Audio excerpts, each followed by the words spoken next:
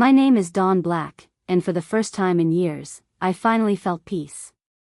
After saving for decades, working late nights, and sacrificing every luxury, I bought my dream villa by the coast. It wasn't just a house, it was a promise to myself, a quiet place where I could heal, read, and breathe without interruption. Before I tell you how I got my revenge, hit that like button and tell me in the comments where you're watching from. Trust me, you'll want to hear how this ends. I decorated it with soft curtains, fresh flowers, and wide windows that carried the sea breeze into every room. The villa became my sanctuary, a reward for years of struggle. Friends told me I deserved it. I believed them. But that peace didn't last long. My mother-in-law, Veronica, had other plans. To her, nothing I owned was truly mine. She believed everything I touched should belong to her son, or worse, herself. It started with snide comments. "This place is too big for one woman," she said. Then the visits came, uninvited, with her loud friends trailing behind. They laughed in my kitchen, lounged in my living room, and treated my villa like a free resort. At first, I stayed quiet, hoping it would pass. But deep down, something told me this was only the beginning of a much larger storm. Enjoy our revenge stories? Subscribe, like, and drop your location in the comments. It was a Saturday morning when I heard the knock. I opened the door, expecting a neighbor. Instead, Veronica stood there with 3 of her closest friends. Each carried bags like they were moving in. "Surprise," she announced, sweeping past me before I could respond. Her friends followed, whispering and pointing at the marble floor and glass staircase. "This is perfect," one said. "Better than any hotel." I froze.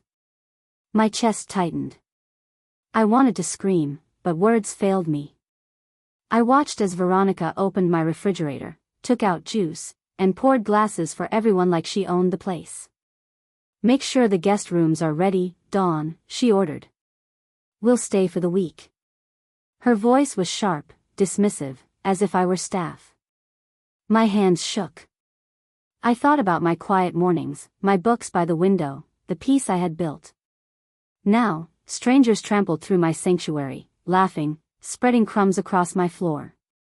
I clenched my fists, forcing a polite smile. "This is my home, not a hotel," I said softly. But no one listened.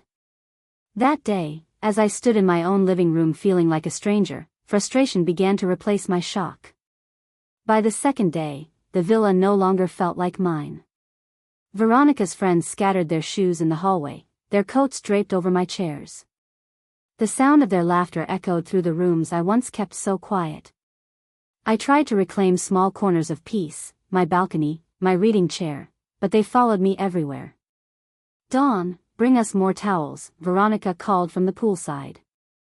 "Dawn, the coffee's cold." "Make another pot," one of her friends demanded. Enjoy our revenge stories? Subscribe, like, and drop your location in the comments. Each command pierced deeper, stripping away my dignity. They didn't ask, they ordered. And when I hesitated, Veronica raised her eyebrow as though I were being ungrateful. "This place is far too much for you to handle alone," she said loudly to her friends. "Good thing we're here to make use of it." The words stung.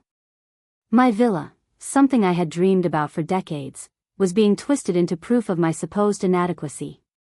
I bit my tongue, pretending not to care, but inside, anger burned hotter each moment. I wasn't their maid. I wasn't their burden. That evening, as they laughed over wine at my table, I sat in silence, already planning. Something had to change. That night, I couldn't sleep. Laughter still echoed in my head even though the villa had finally gone quiet. I sat on the edge of my bed, staring at the moonlit waves outside my window, wondering how my sanctuary had turned into a prison. I heard voices down the hall. Curious, I stepped closer. Veronica and her friends were whispering. "She doesn't deserve this place," one said. "Imagine how much better it would be in our hands," another laughed. My stomach dropped. They weren't just visiting. They were plotting, scheming about my villa like it was theirs to claim. Enjoy our revenge stories? Subscribe, like and drop your location in the comments. Veronica's voice cut through. She's too soft. She won't fight back. We'll make sure she knows her place. I froze in the shadows, my heart pounding. Soft? Helpless? They saw me as weak, a woman too afraid to stand up for herself. I returned to my room, gripping the bed frame. They thought I was powerless, but they were wrong. Lying awake, I made a promise to myself: I would not let them steal my peace or my home. If they wanted a battle, they had chosen the wrong woman. The storm inside me was just beginning. The next morning, I put on my calmest smile and served coffee like nothing had changed. But inside, my mind was racing. Every word they whispered last night replayed in my head. They wanted control. They thought I was weak. So I decided to play along, for now. As they lounged by the pool, I walked through the villa with a notebook in hand. I wrote down every detail: who entered which room, what was moved, what was broken. I kept receipts of every expense: the spilled wine on the carpet, the food they devoured, the electricity bills that climbed higher. At night, when the house grew silent, I photographed the messes they left behind. Plates stacked high, towels ruined, lipstick stains on my cushions. I filed it all neatly in a folder hidden in my study. I also began recording their words. Each insult, every command, and the cruel jokes about me being too soft were captured on my phone. If they wanted to treat me like a servant, then I would gather proof of their arrogance. They thought they were clever, but I was learning quickly: power doesn't always roar. Sometimes, it whispers while preparing its strike. By the third week, the villa no longer looked like my dream home. It looked like theirs. Shoes scattered on the floor, empty bottles lined the counters, and my once quiet garden was now a noisy hangout spot. That morning, Veronica snapped her fingers at me. "Dawn, iron these dresses before lunch." She tossed a pile of silk onto the sofa. Her friends smirked. Enjoy our revenge stories? Subscribe, like and drop your location in the comments. Something inside me hardened. I lifted my chin. "No," I said simply. The room went silent. Veronica's eyes widened, then narrowed. "Excuse me?" "You heard me," I replied, keeping my voice steady. "I'm not your maid. This is my home." Her friends gasped. One whispered, "She's finally talking back." Veronica forced a laugh. "Don't be dramatic, Dawn. We're family. Helping each other is what family does." I smiled tightly but didn't move. My refusal left her stunned. For the first time, I had drawn a line. Inside, my pulse raced, but I felt something new: strength. They could laugh, mock, or plot, but I wasn't going to bow anymore. That evening, as they sulked in silence, I knew I had only scratched the surface of what I could do next. The shift was small, but I felt it. Saying no once gave me a taste of freedom I hadn't felt since Veronica first barged in. I realized that if I wanted my villa back, I needed more than courage, I needed a plan. That night, I sat at my desk with a fresh notebook. I wrote one word across the top: boundaries. Underneath, I listed every violation. Each time they ordered me around. Each time they insulted me. Each item would become evidence, carefully documented in case I needed it. I also thought about Veronica's weakness. She craved attention, loved showing off. If I could turn that vanity against her, maybe I could expose the truth. The next morning, I acted normal, pretending her words didn't sting. "Of course, Veronica," I said sweetly, handing her coffee while secretly recording her mocking laughter about me being too soft to own such a villa. Every cruel remark was now fuel. Every smirk, every command, it all went into my growing file. For the first time since they invaded my home, I didn't feel like prey. I felt like a hunter, quiet and patient, waiting for the perfect moment to strike. I decided to test Veronica's arrogance. If she thought she ruled my villa, I would let her prove it, on record. The next day, I left a set of towels neatly folded in the hallway, close to the guest rooms. When I returned an hour later, they were tossed on the floor, soaked from pool water. Veronica laughed when I asked about them. "Oh, Dawn, don't be so fussy. It's not like these cost much." Click. My phone recorded everything. At lunch, I served a simple meal. One of her friends wrinkled her nose. "This is all? No dessert?" Veronica smirked. "Dawn, you really should know how to host better." Click. Another recording. Later, I overheard them gossiping about selling my villa one day, splitting it among themselves. My hands shook as I wrote every word into my notes. Each trap confirmed what I already knew: they didn't just want to use my home. They wanted to own it. But instead of fear, I felt steady resolve. Every careless insult, every sign of entitlement, they were building the very rope that would one day hang their lies. And I was the one carefully weaving it tighter each day. I knew I couldn't fight Veronica and her friends alone. Their voices were loud, and mine would be drowned out if I tried to confront them head-on. What I needed was quiet support. So, I reached out to two people I trusted completely, my neighbor Clara and my old coworker Nina. Both had seen glimpses of Veronica's behavior before. Clara had once caught her ordering me around in the garden. Nina remembered how Veronica mocked me at family dinners. Over tea, "She's ungrateful after everything my son has done for her. Imagine, refusing to help her own family." Her friends nodded along, clearly enjoying the gossip. One added, "She always seemed too proud. Now it shows." I clenched my jaw, hiding behind the curtains. She wasn't just invading my home, she was attacking my reputation. At lunch, she tried to spread the story further. "You know, Dawn barely respects anyone anymore. It's sad.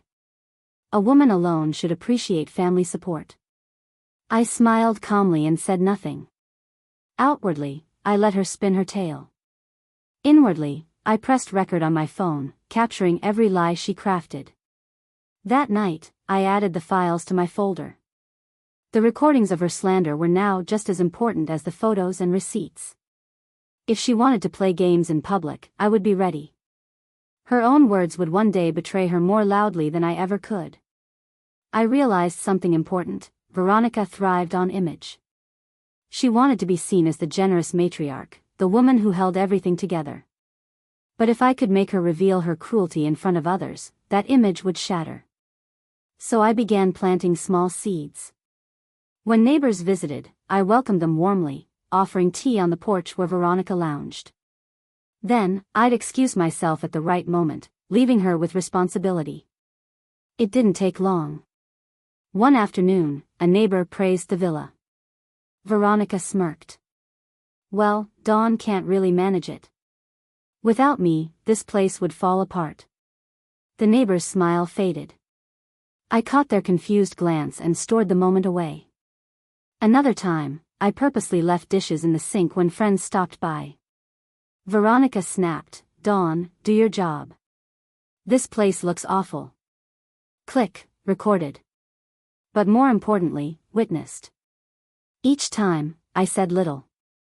I let her arrogance do the damage. Slowly, the whispers began to change. People who once admired her started raising eyebrows. She didn't realize it, but every word she spoke was another crack in the mask she wore. And I was the one gently holding up the mirror. It didn't take long for Veronica to notice the shift. Her friends weren't laughing as freely, and neighbors no longer greeted her with admiration. Instead, they looked uncomfortable, even wary. One evening, as we sat in the living room, she snapped suddenly. "You're poisoning people against me, Dawn. Don't think I don't see it." I kept my voice calm. "I haven't said a word, Veronica. Maybe people are just seeing you for who you are." Her face darkened. She slammed her glass down, spilling wine onto my carpet. "Ungrateful," she hissed.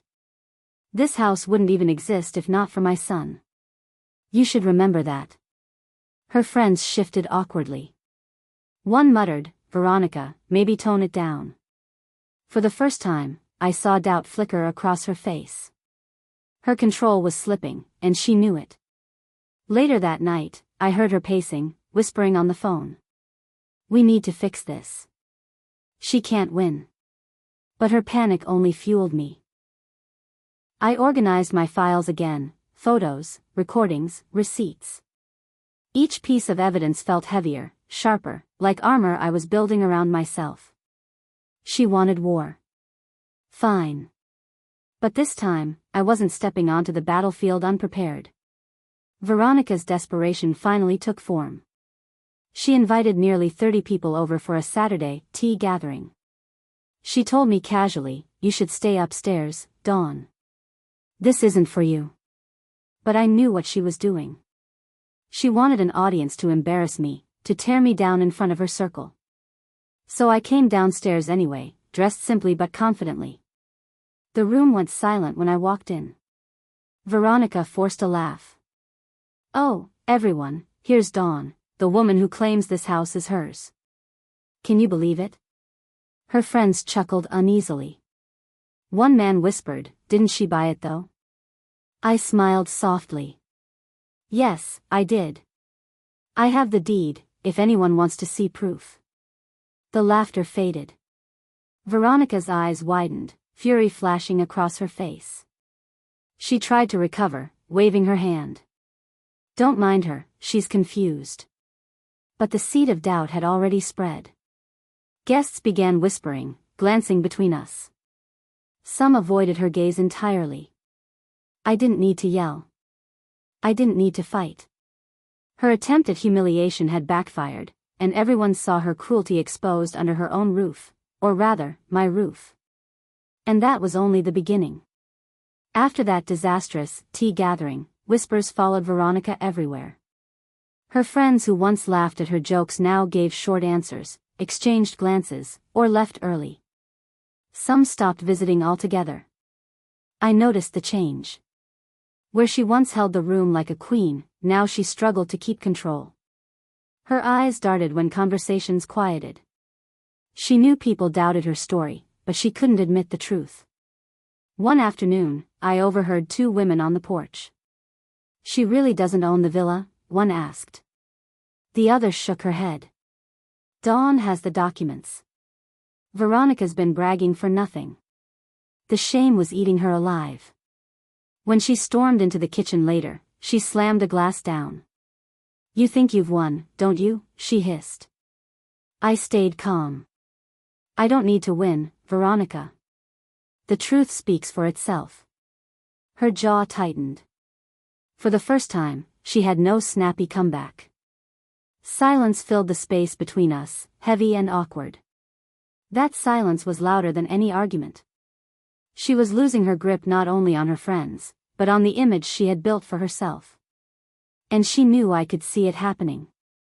The cracks in Veronica's circle gave me strength, but I knew gossip wasn't enough. If she wanted to play public games, I had to be smarter, quiet, steady, and unshakable. That evening, I sat at my desk with a notebook. I wrote every incident down, the barging in, the parties without permission, the insults, the lies she spread. I listed names of witnesses, dates, and even photos I had taken of gatherings she hosted without my consent. Ashley peeked over my shoulder. "What are you doing?" she whispered. "Building a wall," I answered softly. "Not a real wall, but one she won't be able to climb."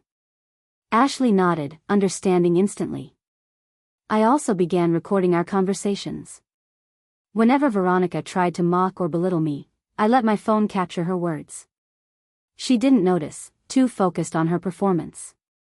Piece by piece, I built a file that told the truth, cold, undeniable, and ready for the right moment.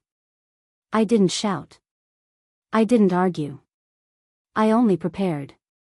Because one thing I had learned, revenge wasn't about rage. It was about patience, timing, and letting the guilty expose themselves. And soon, Veronica would. Veronica could feel her power slipping, so she tried to take it back with a dramatic gesture. One morning, I walked into the living room and found her sitting proudly with a stack of papers. "These," she said, waving them, "are agreements. From now on, you will allow me to host any gathering I choose. Sign, and we'll avoid trouble." I almost laughed. "You want me to sign away my own home?" Her chin lifted. "If you don't, people will see you as cruel. They'll believe you're turning family away." I stayed calm, though inside my chest burned. She thought she could trap me with appearances. "Let me read them," I said smoothly, taking the papers. What she didn't realize was that I had been waiting for a move like this. The agreements were sloppily written, full of vague wording that made her greed obvious. I scanned them, then quietly slipped them into my file. "Thank you," I told her, smiling. Her eyes narrowed. "So you'll sign?" "Eventually," I lied, keeping my voice sweet. But I knew I never would. Instead, I would use her own documents to show everyone who she truly was. The moment Veronica left the room, I spread her so-called agreements across my desk.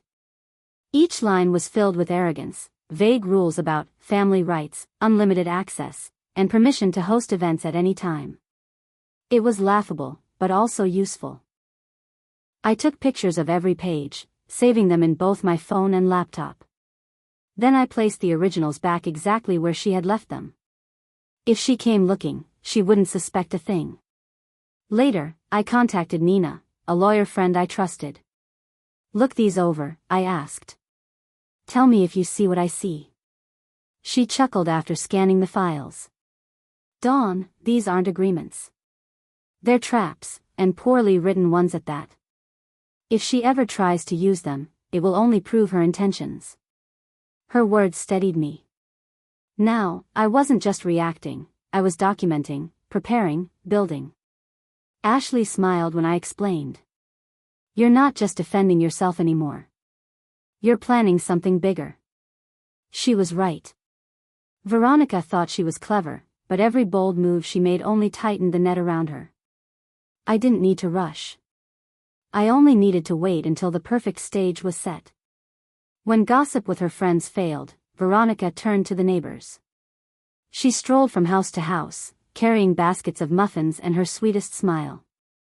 "She's making Dawn look heartless," Ashley warned me one evening. "People say you don't let family feel welcome here." I wasn't surprised. Veronica loved twisting kindness into cruelty. But what she didn't know was that I had already heard whispers from 2 neighbors. "Veronica says you keep her locked out," one told me quietly. "But that doesn't sound like you." I smiled gently. "Because it isn't true. She visits whenever she pleases." Instead of defending myself too much, I stayed calm, letting my neighbors sense the truth on their own. People noticed desperation, and Veronica's desperation was showing. Meanwhile, I kept recording. I captured her bragging about turning everyone against me in the garden, not realizing my phone was on the table beside her. Ashley grinned when I replayed it. "She just handed you gold." I nodded. "She's painting her own picture, and I'll let her finish it. Then, I'll simply hold it up for everyone to see." The stage was building itself, piece by piece. I planned a quiet dinner one Friday night, inviting only a few close friends. It was meant to be peaceful, good food, laughter, and a break from Veronica's constant storms. But peace never lasted long with her. Halfway through our meal, the front door banged open. Veronica swept in with 3 of her friends, all dressed like they were attending a gala. "Surprise," she announced loudly. "I thought we'd join the fun." My guests froze, forks halfway to their mouths. Ashley muttered under her breath, "Unbelievable." I stood slowly, keeping my voice even. "Veronica, this is a private dinner. You weren't invited." She smirked. "Family doesn't need invitations. And neither do my friends." Her guests looked uncomfortable, but she pushed forward, trying to claim the spotlight.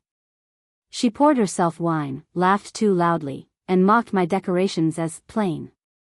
Instead of arguing, I clicked the small recorder hidden beneath the table. Every arrogant word, every insult, every unwanted intrusion, it was all preserved.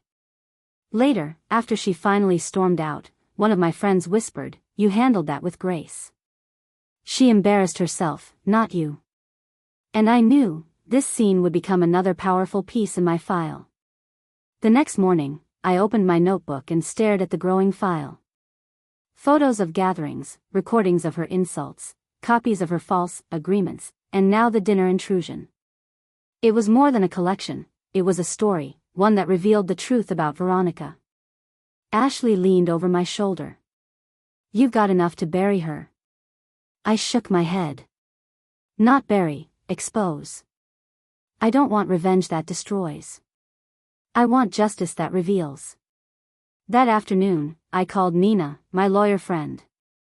"I'm ready," I said. She agreed to help organize everything into a clear timeline.